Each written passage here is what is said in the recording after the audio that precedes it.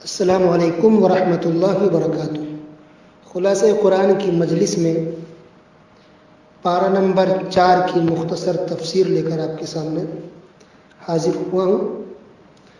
اللہ سبحانہ وتعالیٰ سننے کے ساتھ ساتھ ہم تمام لوگوں کو عمل کی توفیق عطا فرمائے، آمین یا رب العالمین۔ پارہ نمبر 4 کی سب سے پہلی لائن میں اللہ سبحانہ وتعالیٰ نے صدقہ خیرات کرنے کا حکم دیا، بلکہ سب سے اچھے مال میں صدقہ کرنے کا حکم دیا۔ سورہ آل عمران آیت نمبر 92، اللہ سبحانہ وتعالیٰ نے کہا کہ جب تک تم اپنی پسندیدہ چیز سے اللہ کی راہ میں خرچ نہ کرو گے ہرگز بھلائی نہ پاؤ گے، اور تم جو خرچ کرو اسے اللہ تعالیٰ بخوبی جانتا ہے۔ تو سب سے پسندیدہ چیز، عام طور پہ لوگ خراب چیز نہیں کھا سکتے، بانٹ دیے، نہیں پہن سکتے، تقسیم کر دیے، بلکہ اچھی چیز دینی چاہیے جو پسندیدہ ہو، محبوب ہو، جو آپ چاہتے کہ پہنے، جو آپ چاہتے کہ رکھیں، اس میں سے آپ صدقہ خیرات کیجیے۔ ساری چیز نہیں دے لیکن اس میں سے صدقہ خیرات کیجیے تو یہ افضل اور بیسٹ صدقہ ہے۔ جب یہ آیت نازل ہوئی تو بعض صحابہ کرام نے اپنا پورا باغ، کھجوروں کا باغ صدقہ کر دیا، غریبوں میں بانٹ دیا۔ سبحان اللہ۔ اور آج ہم 1 کلو اناج بھی دیتے ہیں کسی کو تو 10 جگہ پرچار کرتے ہیں، اور وہ دینے بھی ہمیں تکلیف ہوتی ہے۔ ہم 200 روپے بھی کسی کو دیتے ہیں تو 10 جگہ ہم سناتے ہیں۔ یہ مسلمانوں کا طریقہ نہیں ہے۔ اس کے بعد اللہ سبحانہ وتعالیٰ نے 2 آیتیں ایسی بیان کی جو دراصل یہودی کے اس اعتراض کے جواب میں ہے کہ جب اعتراض کیا یہودیوں نے کہ اے محمد صلی اللہ علیہ وسلم، آپ دعویٰ کرتے ہیں کہ دین ابراہیمی پر آپ ہیں، جبکہ دین ابراہیمی میں اونٹ کا گوشت کھانا حرام تھا، آپ گوشت بھی کھاتے ہیں اونٹ کا اور اس کا دودھ بھی پیتے ہیں۔ تو اللہ تعالیٰ نے کہا کہ یہ یہودی جھوٹ بول رہے ہیں، ان کے دین میں بھی اونٹ کا گوشت اور دودھ حلال تھا اور آج بھی حلال ہے۔ اس سے پتہ چل رہا کہ لوگ کتنا جھوٹ بولتے ہیں، سفید جھوٹ۔ آج بھی کچھ مسلمان ایسے ہیں جو جھوٹ بولتے ہیں اور لوگوں کو گمراہ کرتے ہیں اور دین کی غلط باتیں لوگوں میں پھیلاتے ہیں۔ ایسے لوگوں سے انسان کو ہوشیار اور چوکنا رہنا چاہیے۔ اس کے بعد اللہ سبحانہ وتعالیٰ نے کہا کہ اللہ تعالیٰ کا سب سے پہلا گھر دنیا میں خانہ کعبہ ہے جو مکہ کے اندر ہے۔ یہودی دعویٰ کرتے تھے کہ سب سے پہلا گھر بیت المقدس ہے، یعنی مسجد اقصیٰ جو فلسطین میں۔ اللہ نے کہا کہ نہیں، یہ جھوٹ ہے، یہ غلط بول رہے ہیں۔ صحیح بات یہ ہے کہ سب سے پہلا گھر خانہ کعبہ ہے۔ اس کے بعد اللہ تعالیٰ نے حج کی فرضیت کا ذکر کیا کہ جو صاحب استطاعت ہے اس پر حج کرنا فرض ہے، اگر استطاعت کے باوجود بھی کوئی حج نہ کرے تو یہ کفر ہے۔ سورہ آل عمران آیت نمبر 97۔ اس کے بعد اللہ تعالیٰ نے ایک آیت نازل فرمائی جس کا پس منظر یہ ہے کہ انصار کے 2 قبیلے اوس اور خزرج اسلام کے بعد جب پیار و محبت سے رہنے لگے تو یہودیوں نے ان کو اکسایا، بھڑکایا اور ماحول اتنا خراب کیا کہ دونوں آپس میں لڑنے کو تیار ہو گئے تھے۔ تب اللہ رب العالمین نے یہ آیت نازل فرمائی جس کا ترجمہ یہ ہے کہ اے ایمان والو، اگر تم اہل کتاب کی کسی جماعت کی باتیں مانو گے تو وہ تمہیں تمہارے ایمان لانے کے بعد مرتد اور کافر بنا دیں گے۔ سورہ آل عمران آیت نمبر 100۔ اس سے پتہ چل رہا کہ یہ کافر، یہ مشرک اس فراق میں اور اس موقع کے انتظار میں رہتے ہیں کہ مسلمانوں کو آپس میں لڑا دیا جائے، آپس میں جنگ کرا دی جائے۔ اس لیے مسلمانوں کو اس سے بھی ہوشیار رہنی چاہیے۔ یہ لوگ کفر کرا دیں گے، اس لیے کبھی بھی مسلمانوں کو کافر مشرک کی بات نہیں ماننی چاہیے۔ اس کے بعد اللہ تعالیٰ نے تقویٰ کی تلقین کی، اس کے بعد اتحاد و اتفاق قائم رکھنے کا حکم دیا اور کہا کہ اللہ کی رسی کو مضبوطی سے تھامے رہو اور ٹولیوں میں، جماعتوں میں، گروپوں میں مت بٹو۔ اتحاد و اتفاق اللہ کی توحید پر ہی ممکن ہے، قرآن و حدیث پر ہی ممکن ہے۔ شرک پر، کفر پر کبھی بھی اتحاد اور اتفاق نہیں ہو سکتا۔ اس کے بعد اللہ تعالیٰ نے کہا کہ تم میں سے ایک جماعت ایسی ہونی چاہیے جو بھلائی کا حکم دے اور برائی سے روکے۔ انسان قرآن و حدیث کی نشر و اشاعت میں لگا ہو، مشغول ہو، اور الحمدللہ اس کام کو علماء کرام انجام دے رہے ہیں۔ پھر اللہ تعالیٰ نے یہ کہا قیامت کے دن نیک لوگوں کے چہرے سفید ہوں گے اور گنہگاروں کے چہرے سیاہ اور کالے ہوں گے، اس پر کوئی رونق نہیں ہوگی۔ اس کے بعد اللہ تعالیٰ نے کہا کہ یہ امت بہترین امت ہے، یعنی یہ امت محمدیہ سب سے بہتر اور سب سے افضل امت ہے۔ حالانکہ امت قومیں بہت گزر چکی ہے، بہت سارے پیغمبر آئے، سب پیغمبروں کی اپنی اپنی امت ہے، لیکن اللہ کا اتنا احسان ہے ہم لوگوں پر کہ اللہ تعالیٰ نے اس امت کو جب سب سے لاسٹ میں اور آخر میں آئی ہے، اس کے باوجود اللہ تعالیٰ نے اس امت کو سب سے افضل اور بہتر قرار دیا ہے۔ وجہ یہ اللہ نے خود بیان کیا کہ تم لوگ بھلائی کا ایک دوسرے کو حکم دیتے ہو اور برائی سے روکتے ہو۔ بنی اسرائیل میں پچھلی قوم میں یہ تھا کہ وہ لوگ ایک دوسرے کو برائی سے نہیں روکتے تھے، خاص کر بنی اسرائیل یہودیوں میں وہ لوگ برائی سے دوسرے کو منع نہیں کرتے تھے، کہتے جو کر رہا کرنے دو، اس کا گناہ اس کے سر۔ آج بھی کچھ مسلمان ایسا ہی کہتے ہیں کہ وہ گناہ کر رہا تو اسے میرے باپ کا کیا ہے، وہ کر رہا ہے اسے کرنے دو۔ یہ غلط بات ہے۔ مسلمانوں کا طریقہ یہ ہے، اگر آپ کے گھر میں آپ کے سماج میں برائی ہو رہا ہے، غلط ہو رہا ہے، شرک ہو رہا ہے، کفر ہو رہا ہے، گناہ کا کوئی کام ہو رہا ہے، اللہ اس کے رسول کی نافرمانی ہو رہی ہے، تو آپ کی ذمہ داری ہے مسلمان ہونے کے ناطے کہ آپ اس کو روکیں، اس کو ٹوکیں، اس سے منع کریں۔ جسے شادی بیاہ کا موقع ہو یا کوئی بھی موقع ہو جہاں رسول کی نافرمانی ہو رہی ہے، حرام کام ہو رہا ہے، آپ کی ذمہ داری کا اس کو روکیے۔ اسی لیے اس امت کو اللہ تعالیٰ نے خیر امت، سب سے بہتر امت قرار دیا ہے۔ اگرچہ وہ آپ کی بات نہ مانے، پھر بھی آپ کو روکنے کا اور بھلائی کا حکم دینے کا ثواب مل جائے گا۔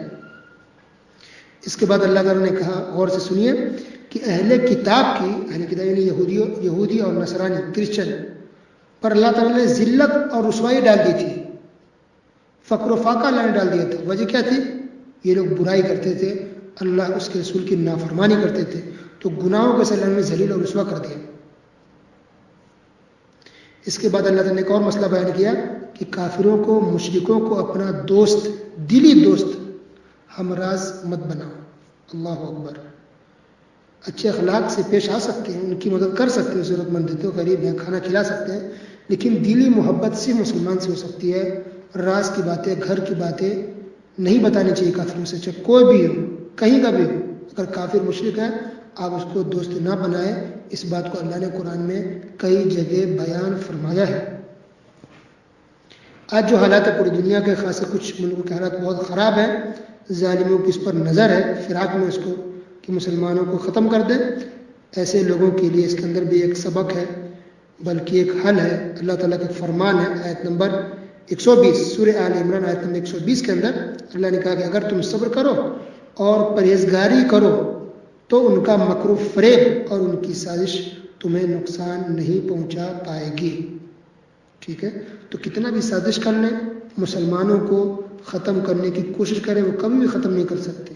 بس ضروری کہ ہم صبر کریں اور متقی پرہیزگار بن کے رہیں۔ پرہیزگار یعنی اللہ اس کے رسول کے احکام کو مانیں، فرائض اور واجبات جو ہم پر ضروری ہیں اس کو ادا کریں اور گناہوں سے بچتے رہیں۔ یہی پرہیزگاری، اسی کا نام تقویٰ ہے۔ اس کے بعد اللہ تعالیٰ نے جنگ بدر اور جنگ احد کا نقشہ کھینچا ہے۔ سورہ آل عمران آیت نمبر 121 سے لے کر آیت نمبر 127 تک جنگ احد اور جنگ بدر کے بارے میں کچھ حال بیان کیے، کچھ تذکرہ کیے۔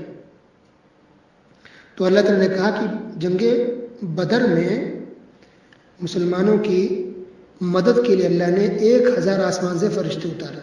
اللہ اکبر۔ پھر اللہ نے کہا کہ اگر ضرورت پڑی تو ہم 3000 فرشتے بھی اتاریں گے، اور اگر ضرورت پڑی تو ہم 5000 فرشتے بھی اتاریں گے۔ اللہ اکبر۔ یہ سب قرآن کے الفاظ ہے، 5000 فرشتے اتاریں گے آسمان سے مسلمانوں کی مدد کے لیے۔ لیکن 1000 ہی فرشتے آئے جنگ بدر میں، اور اس طرح سے الحمدللہ مسلمانوں کی جیت ہوئی اور کافر ہار گئے۔ اس کو پھر اللہ تعالیٰ نے آیت نمبر 137 سے لے کر 189 تک 179 تک جنگ احد کا نقشہ کھینچا ہے۔ جنگ احد ہونے سے پہلے کیا حالات تھے، کس طرح سے مشورہ ہوا، پھر جنگ احد ہوئے اس میں کیا حالات بنے، کیا معاملہ ہوا، اس کے بعد کیا ہوا، کیا ماحول بنے، کیا نقصان ہوا، کیا فائدہ ہوا، ان سب باتوں کا اللہ نے تذکرہ کیا، تفصیل سے بیان کیا ہے۔ تو گویا کہ چوتھے پارے کے اندر جنگ احد کا تفصیل سے بیان، تفصیل سے ذکر ہے۔ اب کسی نے سوچا بھی نہیں کہ اچھا یہ بات بھی قرآن کے اندر بیان ہے، جنگ احد کا تذکرہ بھی یہاں پر ہے۔ اللہ اکبر۔ تو بہت سی باتیں اللہ نے کی، بہت سی تسلی دی اللہ نے مسلمانوں کو، گھبراؤ مت، پریشان مت ہو، غمزدہ مت ہو، غمگین مت ہو، اللہ کی مدد ضرور آئے گی، اللہ مدد ضرور مدد کرتا ہے۔ کافر تھوڑی دیر کے اگر جیت بھی جائے یا اس کو کچھ فائدہ مل بھی جائے، نتیجہ آخر میں یہ ہوگا کہ وہ ہاریں گے، اس کا خسارہ ہے، اور کامیابی صرف مسلمانوں کے ساتھ ہے۔ اس کے بعد اللہ تعالیٰ نے ایک اہم عقیدہ بیان کیا، سورہ آل عمران آیت نمبر 128، غور سے سنیے۔ آج لوگ کہتے ہیں نا، قوالی لوگ گاتے ہیں، بھر دے جھولی میری یا محمد، لوٹ کر نہ جائیں گے خالی، اس طرح کے لوگ کہتے ہیں، تو یہ کتنا غلط عقیدہ۔ اچھا ہے، سننے والے بھی کہتے ہیں واہ واہ سبحان اللہ سبحان اللہ، پیسے لٹاتے اس کے اوپر، پیسے اس کو لٹاتے ہیں، حالانکہ اس کے اوپر جوتا لٹانا چاہیے تھا۔ یہ شرک پھیلایا جا رہا ہے، آپ کو شرک کی دعوت دی جا رہی ہے، یہ کفریہ عقیدہ آپ کو سکھایا جا رہا ہے۔ نبی صلی اللہ علیہ وسلم کا انتقال ہو چکا ہے، وہ ہماری جھولی کیسے بھر سکتے ہیں؟ یہ غلط ہے بالکل سراسر، اسلام کے قرآن کے خلاف ہے۔ دیکھیے سورہ آل عمران آیت نمبر 128 128، لیس لک من الامر شیء، لیس لک من الامر شیء او یتوب علیہم او یعذبہم فانہم ظالمون۔ اے پیغمبر، آپ کے اختیار میں کچھ بھی نہیں ہے۔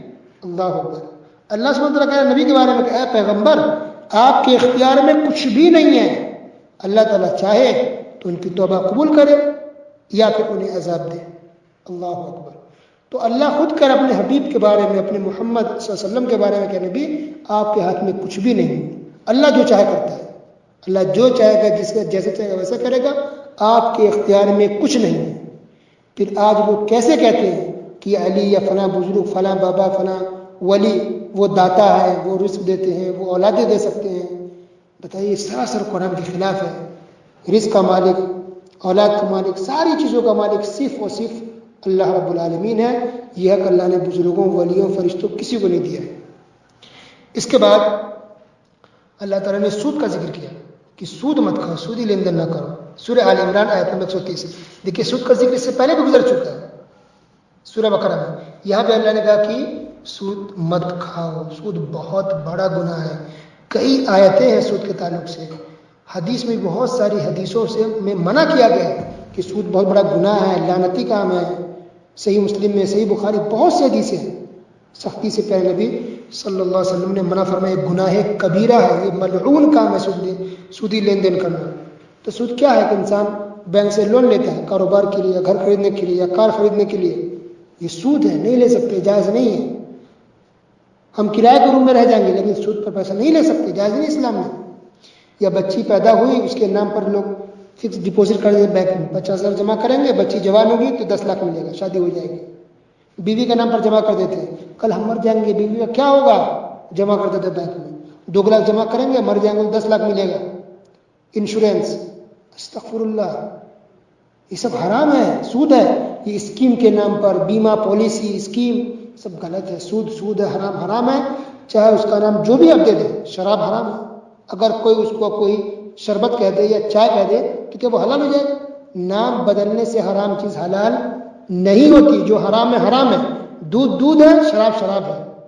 اس لیے سود سے اب ہمیشہ دور رہیں، تکلیف کی زندگی گزارنا ہے، پریشانی کی زندگی گزارنا ہے، لیکن سود میں نہ پڑے۔ سود بہت بڑا گناہ ہے، اسلام میں اس کی بہت سخت سزا ہے۔ اللہ سبحانہ وتعالیٰ نے صاف طور پہ کہا کہ ایسے لوگ جہنم میں داخل ہوں گے اور ہمیشہ اس میں رہیں گے۔ اس کے بعد اللہ تعالیٰ نے پھر یہ کہا کہ جو لوگ خوشحالی کی حالت میں اور تنگی کی حالت میں بھی اللہ کے راستے میں خرچ کرتے ہیں، غصہ پینے والے ہیں اور لوگوں سے درگزر کرنے والے ہیں، اللہ تعالیٰ ایسے نیک لوگوں سے محبت کرتا ہے۔ اللہ اکبر۔ دیکھیے اللہ کے راہ میں خرچ کرنے کا کتنا ذکر ہے، بار بار خرچ کرنے کا ذکر۔ اس سے اندازہ لگائیے کہ اسلام میں اس بات کی کتنی اہمیت ہے اور اللہ تعالیٰ کتنا اجر و ثواب دیتا ہے، اور کتنی عظیم اور بڑی عبادت ہے اللہ کے راہ میں خرچ کرنا۔ تو اللہ کا راہ کیا ہے؟ غریب، مسکین، فقیر، محتاج، بیوہ، یتیم، سب اللہ کی راہ ہے۔ اسی طرح مسجد میں پیسے لگانا، مدرسے میں لگانا، یا کہیں دینی کام ہو رہا ہے، دعوت تبلیغ کا کام ہو رہا ہے، اسلام کی نشر و اشاعت ہو رہی ہے، آپ اسلامی کتابیں، تفسیر کی کتابیں، قرآن حدیث کی کتابیں خرید کر بٹوا دیں یا کتابیں چھپوا دیں، یہ سب کو اللہ کی راہ کہتے ہیں۔ ان تمام چیزوں میں کسی میں آپ خرچ کریں، اس کا بہت زیادہ اجر و ثواب ہے اور بہت زیادہ اس کی نیکیاں ہیں۔ اسلام میں اس بات کو بہت زیادہ اہمیت دی گئی ہے کہ انسان اللہ کی راہ میں خرچ کرے، اس کا ثواب بہت ہی زیادہ ہے۔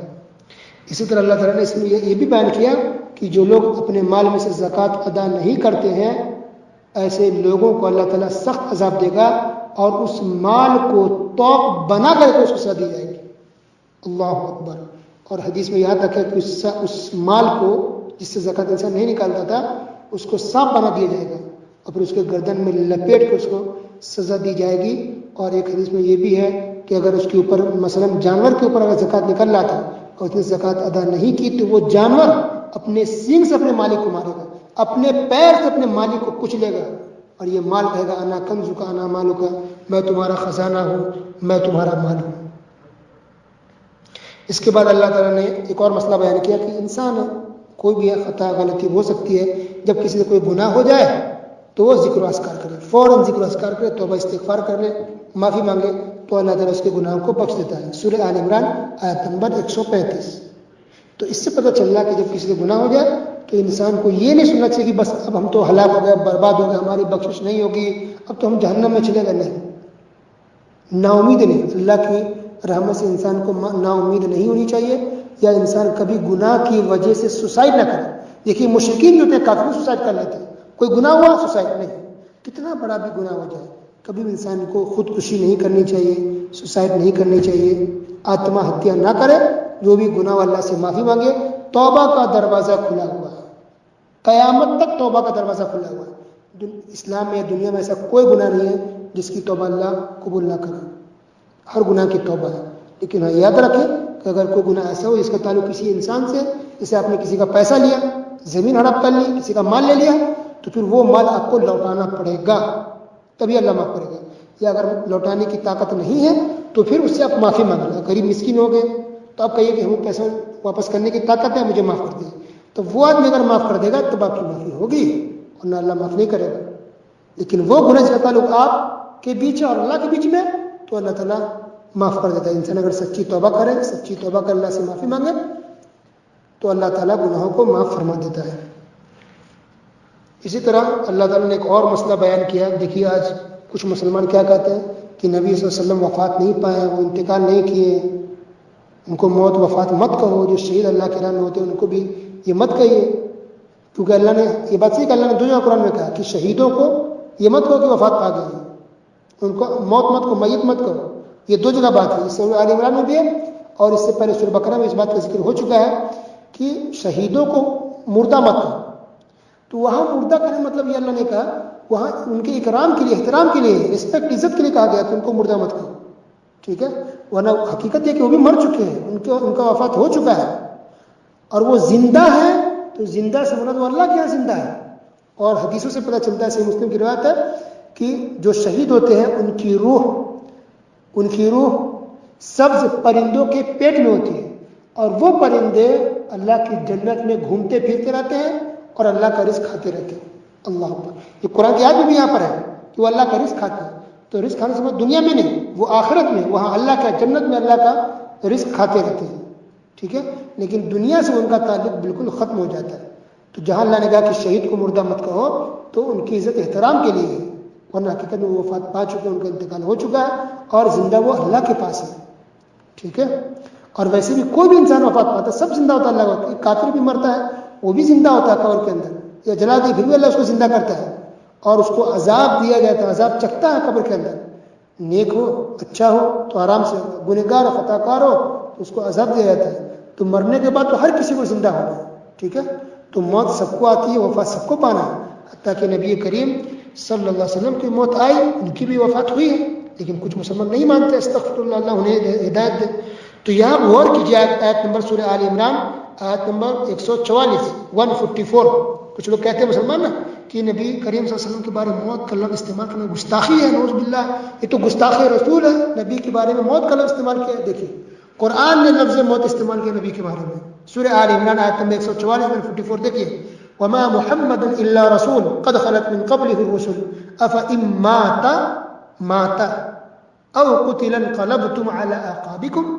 اس کا پس منظر یہ جنگ احد کے بارے میں کہ جنگ احد جب ہو رہی تھی تو کافروں نے یہ افواہ پھیلا دی, اڑا دی کہ نبی شہید کر دیے گئے, قتل کر دیے گئے.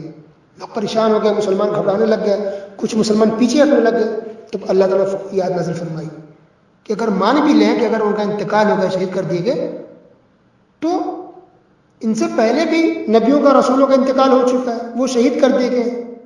یہ کوئی پہلی دفعہ نہیں کوئی نبی انتقال کرے شہید ہو رہے ہیں، ان سے پہلے سینکڑوں ہزاروں رسول پیغمبر آئے، ان کا انتقال ہوا، کوئی شہید ہوئے، کوئی انتقال ہوئے، تو سب کا انتقال ہوا۔ تو یہ بھی انسان، ان کا بھی انتقال ہوا۔ اگر یہ بھی وفات پا گئے یا ان کو شہید اگر کر دیا گیا تو کیا تم لوگ اپنی ایڑیوں کے بل دین سے پھر جاؤ گے؟ اللہ اکبر۔ دیکھیے کس طرح اللہ نے کہا کہ اگر انتقال ہو بھی کیا مان لیتے ہیں تو کہا تم لوگ دین سے پھر جاؤ گے؟ یہ بات کس کی کر رہے ہیں؟ اللہ کی۔ سجدہ کس کے سامنے کرتے ہیں؟ اللہ کے لیے۔ تو اللہ زندہ ہے، اللہ زندہ تھا، زندہ ہے، زندہ رہے گا۔ اللہ کو موت نہیں آتی ہے، معبود کو، رب کو، خالق و مالک کو موت نہیں آتی ہے۔ اس کے علاوہ جتنے ہیں سب کو موت آتی ہے، چاہے پیغمبر ہو، نبی ہو، رسول ہو، بزرگ ہو، ولی ہو، موت تو سب کو آتی ہے، سب کو فنا ہونا، سب کو انتقال کرنا ہے۔ لیکن کسی کے انتقال کی وجہ سے کیا تم دین پر عمل کرنا چھوڑ دو گے؟ اللہ اکبر۔ تو لفظ موت کا لفظ موت یہاں اللہ رب العالمین نے استعمال کیا ہے نبی کریم صلی اللہ علیہ وسلم کے بارے میں۔ اس سے پتہ چلتا ہے کہ لفظ موت کا استعمال کرنا نبی کے بارے میں یا کسی بزرگ کے بارے میں یہ ان کی شان میں گستاخی نہیں ہے۔ یہ لوگ جو بدعتی لوگ وہ کہتے ہیں گستاخی، اب ان کی بات مانیے گا یا رب کی بات مانیے گا، قرآن کی بات مانیے گا، حدیث کی بات مانیے گا۔ قرآن بھی استعمال ہوا، حدیث بھی استعمال ہوا۔ اس لیے نبی کریم صلی اللہ علیہ وسلم کا جب انتقال ہوا تو عمر فاروق رضی اللہ تعالیٰ خفا ہو گئے، ایسے کیسے ان کا انتقال کیسے ہو گیا؟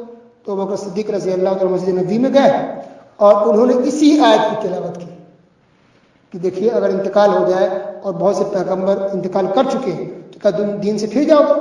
تو عمر فاروق رضی اللہ تعالیٰ نے یہ سنتے ہی دم ٹھنڈے پڑ گئے، ان کا غصہ کم ہوا اور انہوں نے باقاعدہ کہا کہ ایسا لگ رہا ہے کہ یہ آیت تو پہلی بار نازل ہو رہی ہے۔